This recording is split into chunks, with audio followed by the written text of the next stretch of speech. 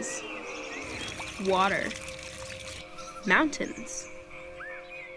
All of these things we see and experience in the great outdoors. But why do we enjoy these things so much? What kind of psychological benefit does it bring us? Morgan and I were curious to know if there was a relationship between being out in nature and experiencing a change in mood. We decided to do some research.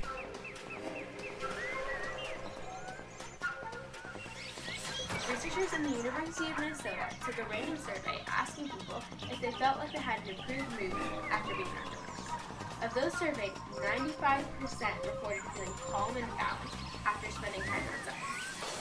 Based on these results, there is indeed a relationship between spending time outside and experiencing a positive mood change. So next time you're feeling sad, angry, or anxious, just take a walk. It might just improve your mood and make you feel better. I'm Morgan, and this has been Nature.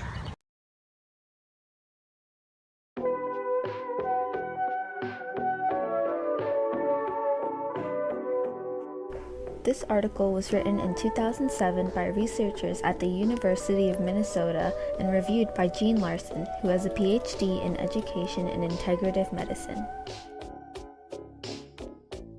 Another research article came to similar conclusions.